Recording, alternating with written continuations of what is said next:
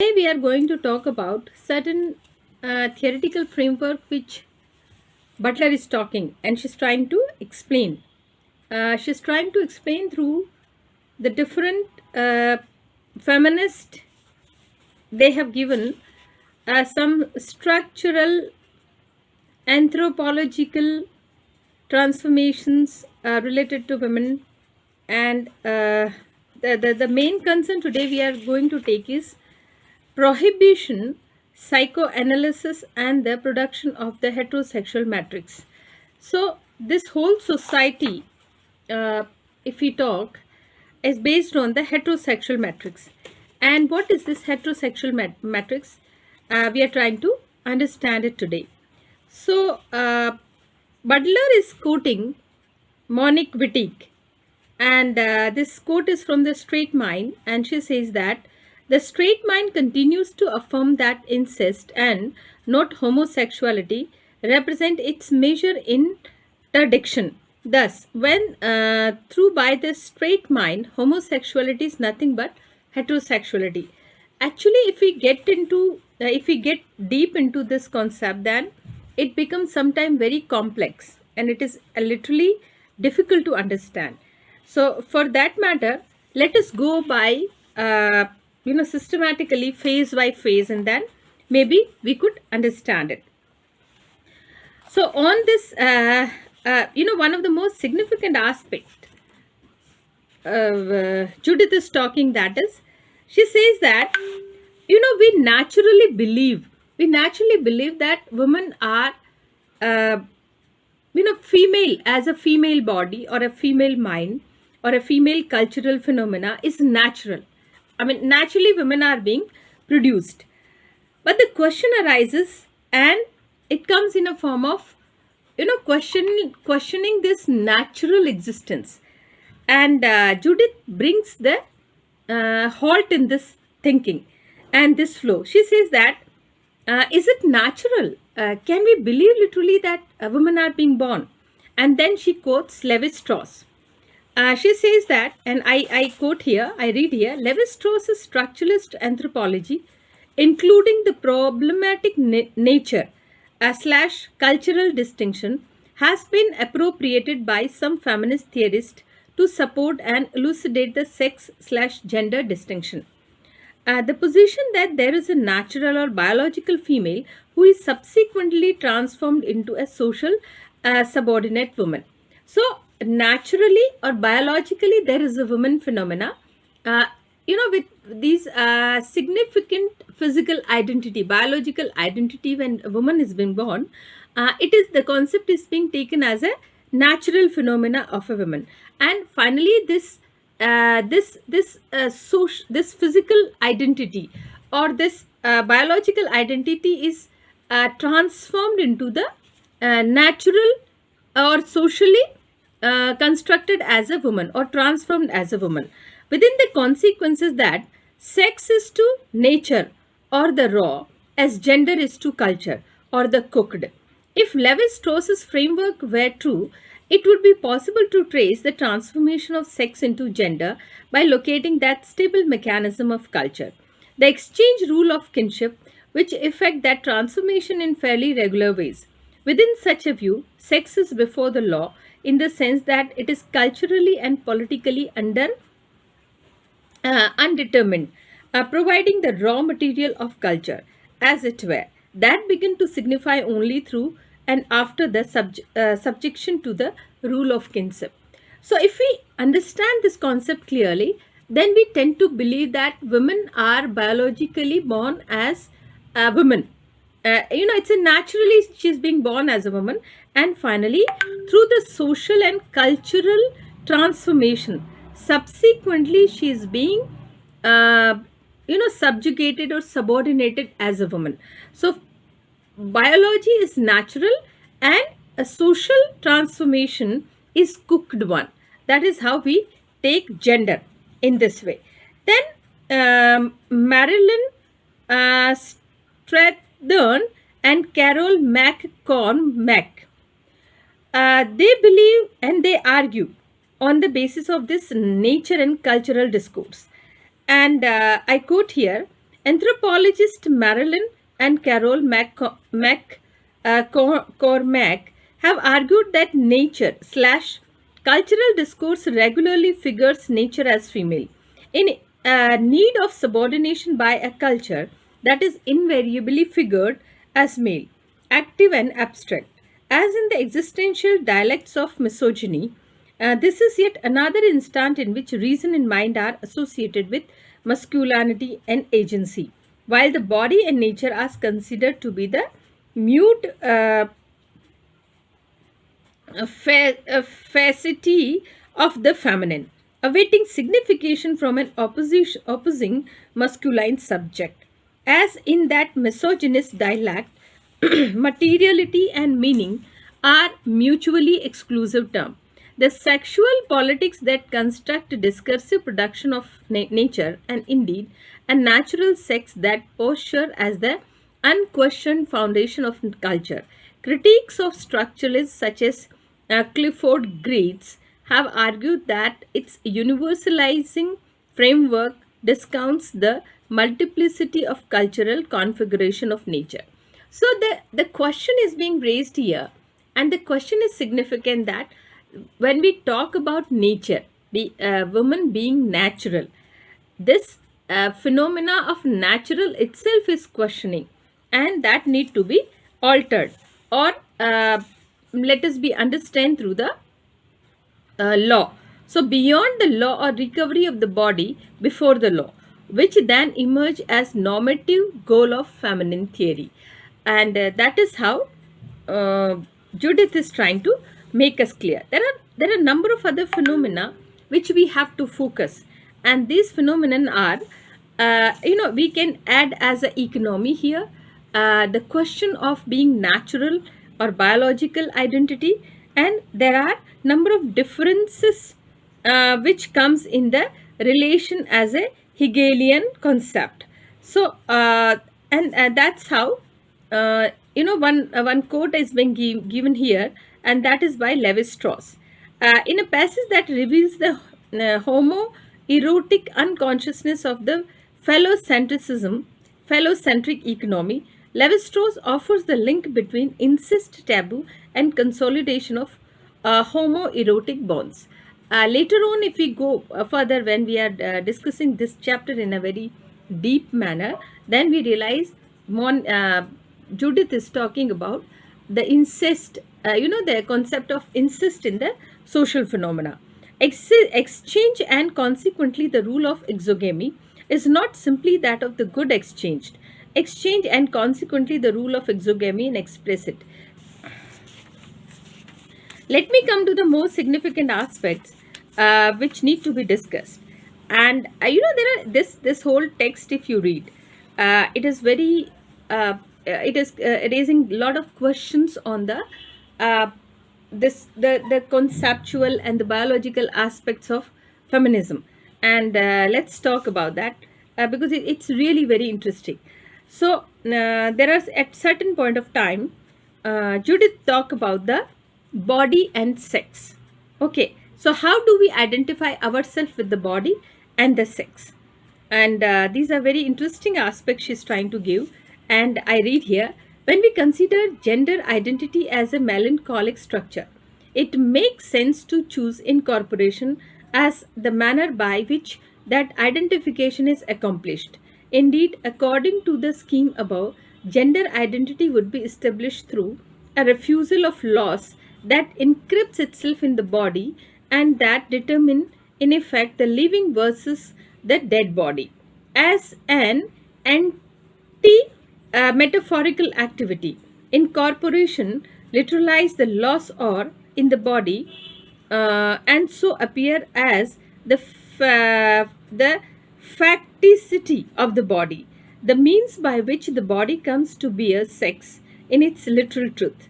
The localization and the prohibition of pleasure and desire it gives erotogenic zone is precisely the kind of gender differentiating melancholy that suffuses the body's surface. The loss of pleasure object is dissolved through the incorporation of that very pleasure, and results that pleasure is both determined and prohibited through the compulsory effects of gender differentiating law. So, it is significant enough that we have to understand what is the literal meaning, what is the literal truth associated with body and sex, and what is this incest. How this concept of incest is emerging, and through the moral and the social construct, how this incest is being maintained.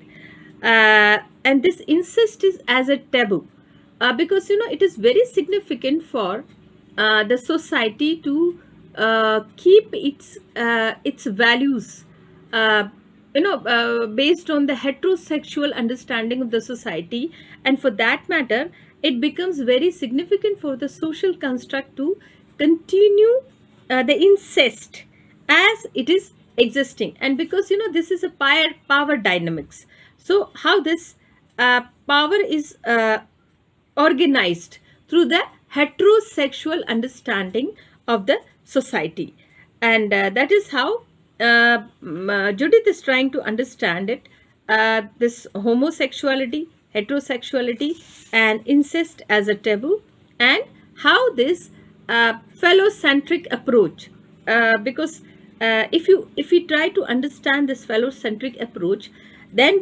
we come to know that primarily it is the power dynamics. That's why women desire to have penis. So through the social construct, through the power dynamics, through the representation, or through this making the existence in the society to come out of that powerless situation. And why this Judith is using one word, that is psychoanalytic norm for a woman, where a woman desire to have penis. And that's how, let me just come to this point. And this is it's very significant. Through this quote, let's understand it. Irigary's argument that in Freud's work, the structure of melancholy and the developed femininity are very similar reference to the denial of both object and aim that constitute the double wave of repression characteristics of fully developed femininity.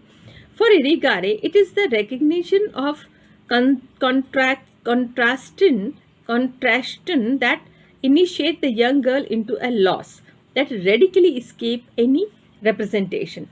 So let's understand.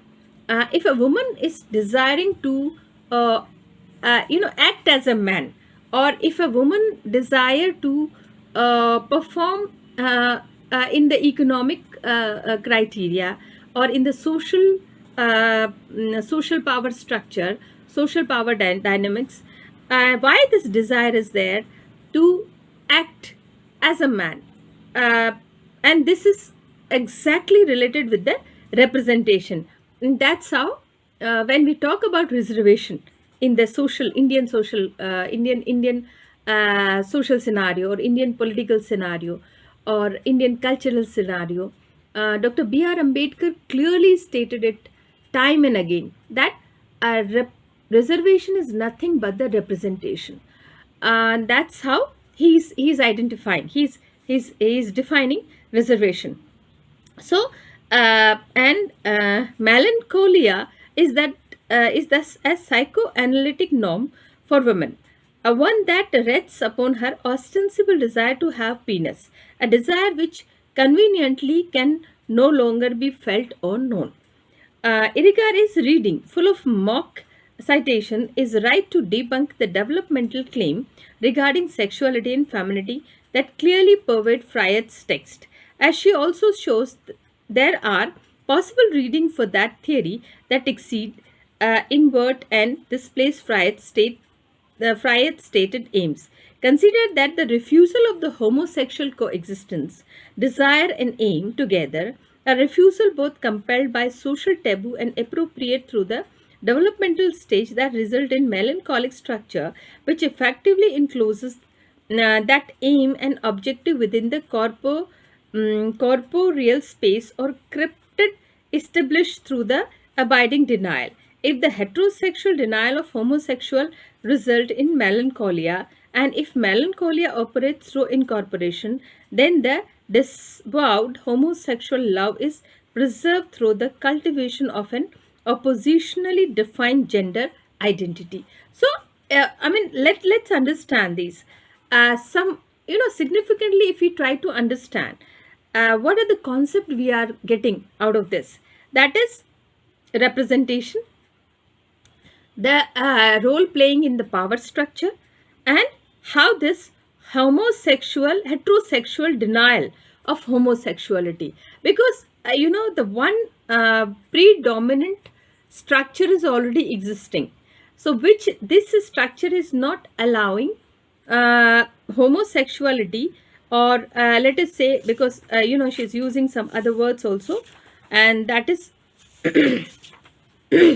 polysexuality, heterosexuality, and bisexuality.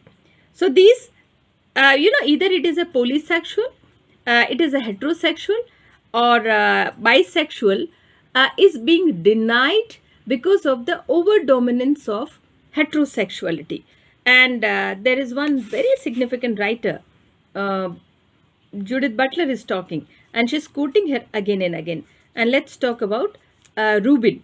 Okay, there are some quotes has been given by Rubin, and through the quotes of Rubin, we are trying to understand the incest, this concept of incest in the social phenomena, and then let's understand what is the this influential feminist reading through other different scholars.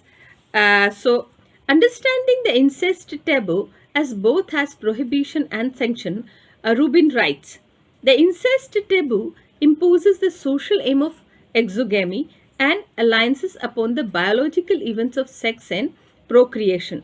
The incest taboo divides the universe of sexual choices into categories of permitted and prohibited sexual partners. So, if we understand it clearly, then the thing is very easy. What is that? When the concept of heterosexuality is so dominant that it prohibits it prohibits the permission to any other kind of sexuality, and the name I have already given, that is polysexual, heterosexual, bisexual, or homosexual.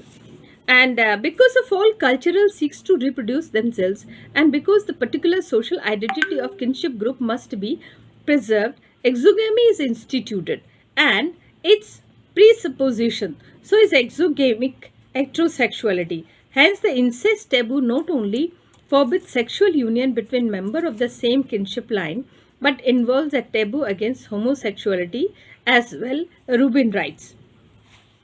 The incest taboo presupposes a prior, less particular taboo on homosexuality. A prohibition against some heterosexual unions assumed a taboo against non-heterosexual union. Gender is not only an identification with one sex, it also entails that sexual desire be directed towards the other sex. The sexual divisions of labor is implicated in both aspects of gender. Male and female, it creates them, and it creates them heterosexual. So, let's understand this dynamics of heterosexuality, and that's how Rubin says that from the beginning, when we are upbringing children, we bring them, we brought up them in the environment of heterosexuality. The children are being brought up, and that's how the consciousness related to the heterosexuality is developed. So this aspect of sexual identity and gender is never left unattended. It is one of the most conscious efforts through language, through culture, through social interaction, through science, and through all the means of the society, through example, and it's there in the human psyche across all the cultures and countries, that we upbring children through the heterosexual identity.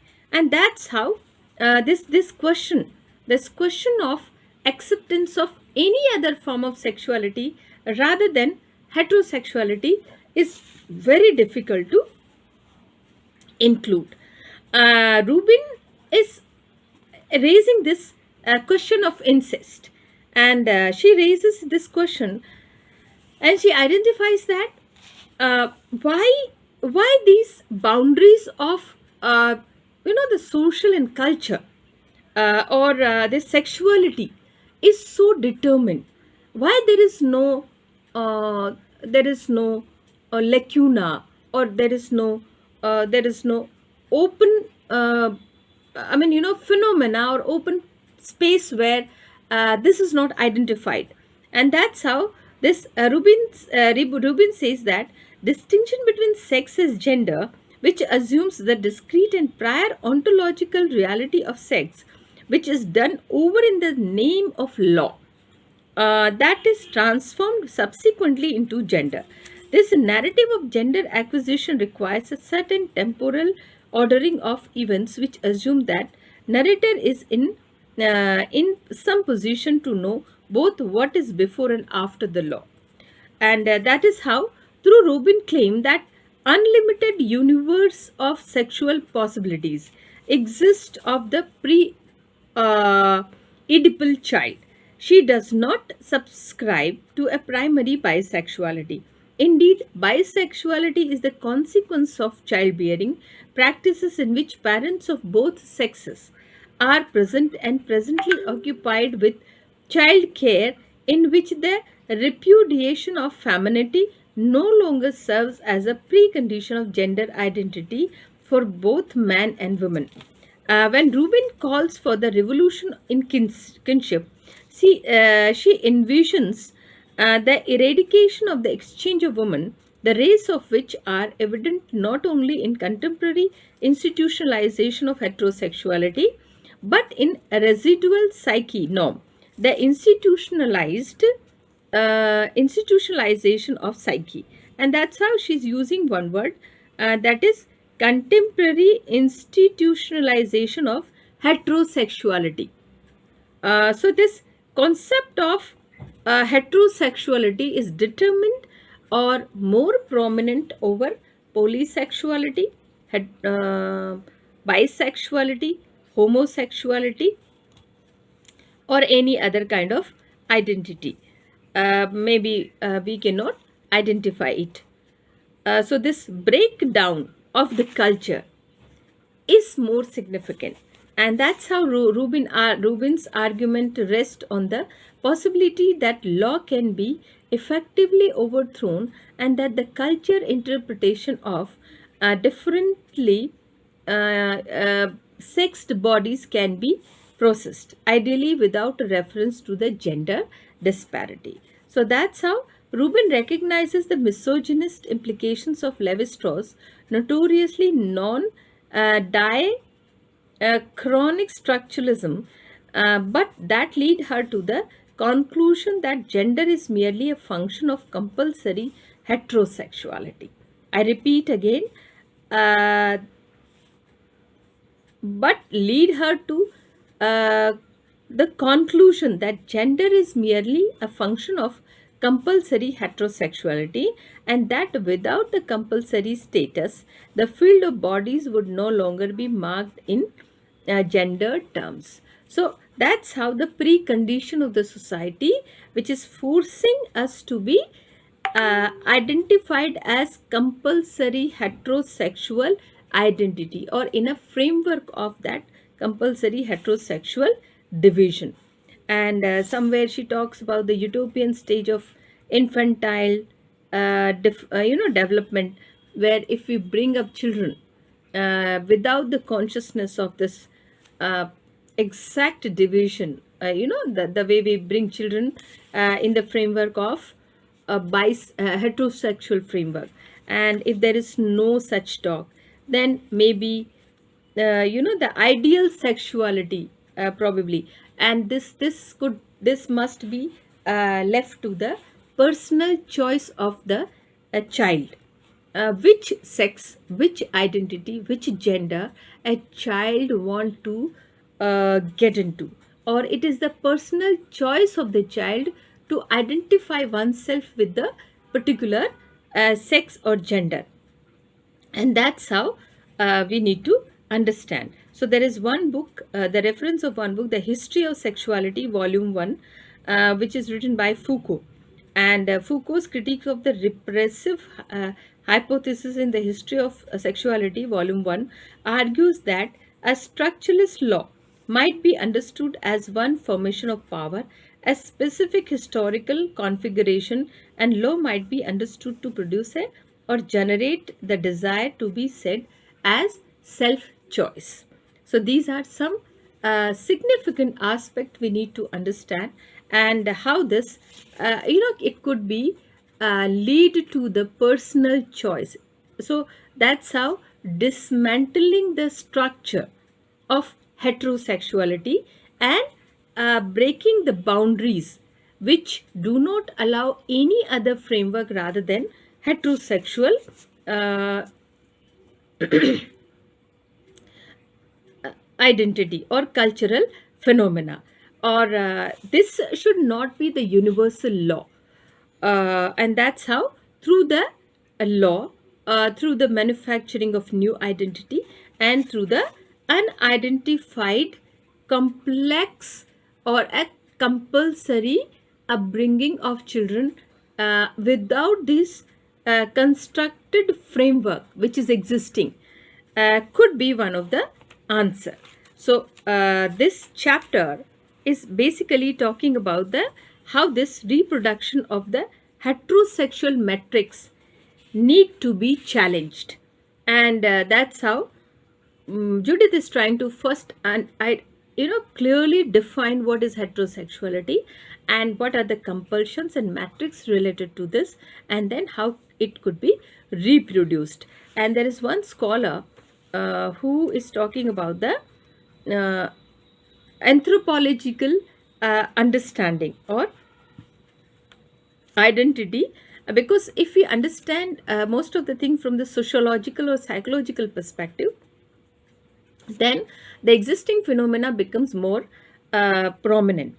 But if we restructure it from the beginning, and if we try to understand it from the anthropological point of view, then maybe the things could be altered.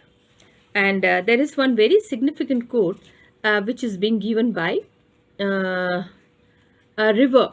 Okay, and River writes that uh, the homosexual man exaggerates their heterosexuality as a defense against their homosexuality. I shall attempt to show that women who wish for masculinity may put on a mask of womanliness to avert anxiety and the retribution feared from men. So, the boundaries which are so clear, it is very difficult to break these boundaries of heterosexuality, and how a woman has to behave, which is clearly defined. But if somebody who is breaking the boundaries, then uh, there must be the outlet or a new creation. So, and the descriptive capacity of reclassifying the existing phenomena. And in this way, because there are a number of complex theoretical structural uh, concepts are being discussed here, and most of the uh, uh, French feminist scholars are being discussed here, and their theories are being talked here, their concepts are being repeated here. So it is very significant for us to understand this concept of heterosexuality and the phenomena of heterosexual matrix. It is very significant for us to read this text again. So I repeat here, this is Judith Butler, Gender Trouble, and let's read it again. And I think without one or two reading, it is very difficult for us to understand this this text clearly. Thank you.